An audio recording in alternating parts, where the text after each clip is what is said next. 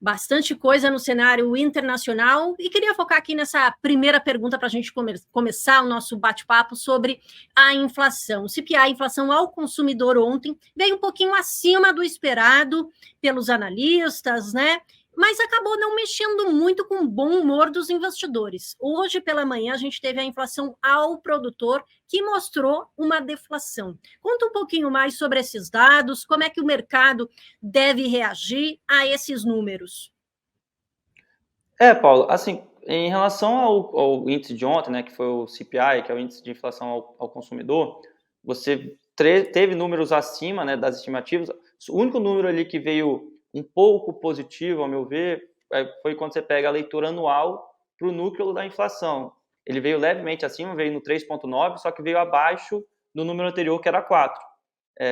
Então, me parece que os investidores eles aproveitaram para se agarrar nesse detalhe ontem, mas ontem também foi um dia extremamente volátil, né? Quando saiu o dado, os futuros foram para o negativo, ao longo do dia ficou no positivo, depois de tarde ali chegou a bater quase 1% de queda o Nasdaq, por exemplo, né, que valorizou muito no ano passado, e aí terminou o dia no 0 a 0.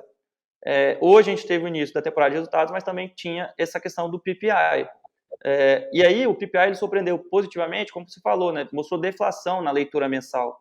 Todos os índices vieram melhores do que a expectativa, com exceção lá quando você pega o núcleo, adicionado o núcleo do PPI, você tem também a parte de trade, né, que é comércio, que veio em linha com as estimativas, mas está ali na casa de 2,5%. Então, os investidores no primeiro momento gostaram desse dado, porque o PPI é importante, porque ele é um indicador de inflação futura para o consumidor. Se você tem a deflação para o produtor ele pode passar essa deflação, de certa forma, para o seu cliente final. Então, é por isso que os investidores, eu acho que meio que também se agarraram nesses números. Os índices eles foram para o positivo, mas agora estão ali próximo do 0 a 0, não estão se movimentando muito. Ao meu ver, ainda assim, você ter um dia muito positivo por causa do PPI, me parece, eu entendo o fato de ser positivo, mas eu ainda entendo como um fator muito pouco para a gente ter um dia muito no positivo, levando em consideração a precificação atual do mercado. A gente vem falando aqui recorrentemente. O mercado espera que o Fed comece a cortar os juros em março. E para mim isso é uma ideia muito otimista do mercado ainda.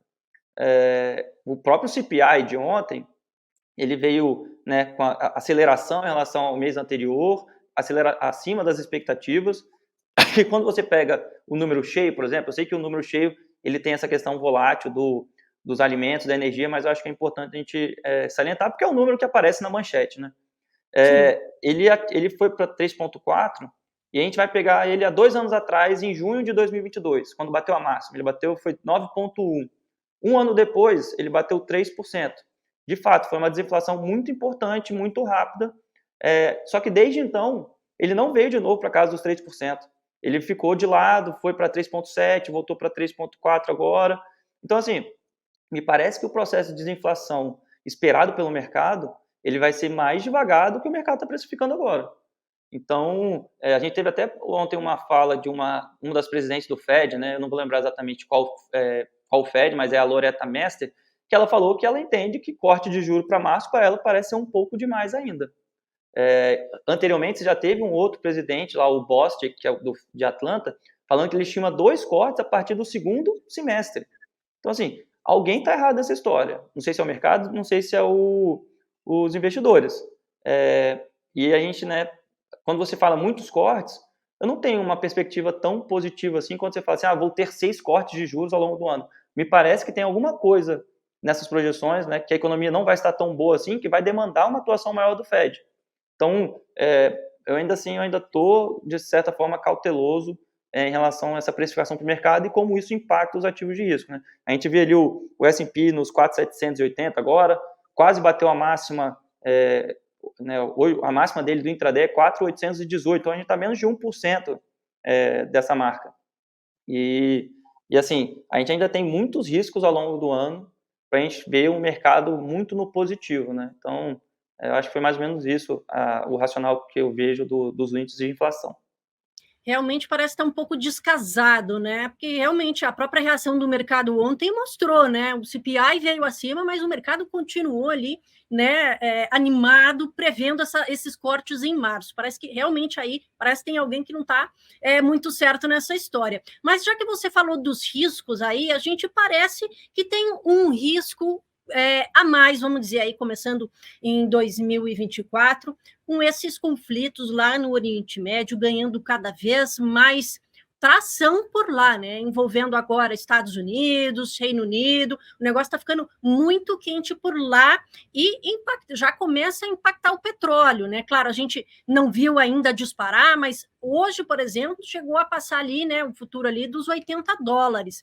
Essa pode ser uma questão de preocupação, né? Esse, vamos dizer assim, o petróleo ele pode acabar com essas perspectivas muito positivas que o mercado está tendo?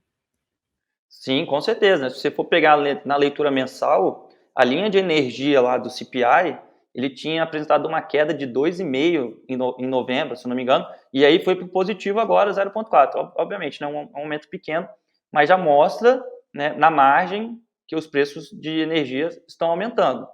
Se a gente tiver uma continuidade do conflito, e a gente vê, né, esse preço do petróleo valorizar cada vez mais, eventualmente isso acaba pegando nos índices. E aí você tem aquela própria questão da percepção do investidor, né? Se ele começar a ver que o preço na bomba, que vem caindo, né, recorrentemente, claro, é bom a gente deixar isso claro, mas se esse preço começar a aumentar e ele começar a ver o preço aumentando para ele pode entender que a perspectiva de inflação dele futuro também aumentou. Então, isso, de fato, ele meio que retroalimenta. A gente tem esse problema. E eu acho que essa questão do conflito lá ali no Mar Vermelho, a gente tem que ter uma ideia importante na cabeça. Quando a gente fala dessa parte de comércio exterior, a gente está falando de 14% do comércio global passando nessa parte que está em conflito agora. Os barcos estão tendo que passar lá pelo Cabo da Boa Esperança, então você adiciona vários dias na entrega. E assim, o frete marítimo ele já dobrou desde meados de dezembro até agora.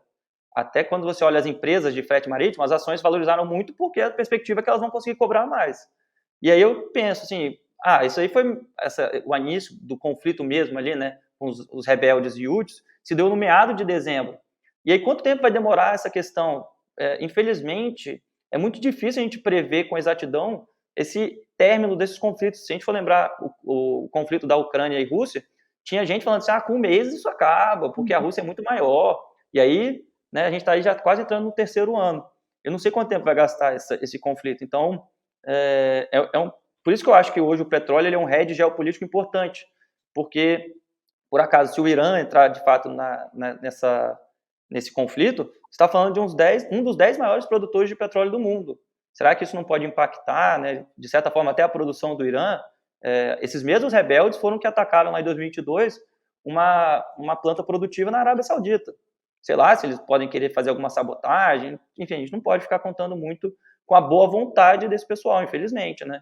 Então, de fato, isso pode acabar voltando para a inflação. E por isso que eu acho que os membros do Fed eles têm reforçado essa questão do tentado reduzir a expectativa do mercado em relação a cortes, porque os riscos ainda são bem relevantes. Assim, a gente não é que a gente acabou a inflação, está tudo ok, vamos começar a cortar juros.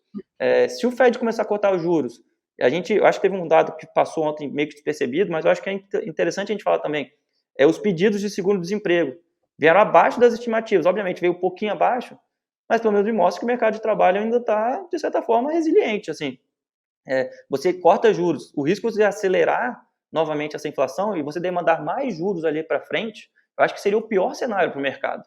Então, de fato, o petróleo é importante, como é que ele retroalimenta nessa questão da percepção, né, dos consumidores, e vamos ver como é que vai ser esses próximos dias ali nos conflitos, né? É complicado a gente ficar vendido nessas horas, assim, né, nessa commodity, que é tão importante ainda, apesar de a gente buscar essa migração para fontes renováveis, ainda o mundo depende muito do petróleo.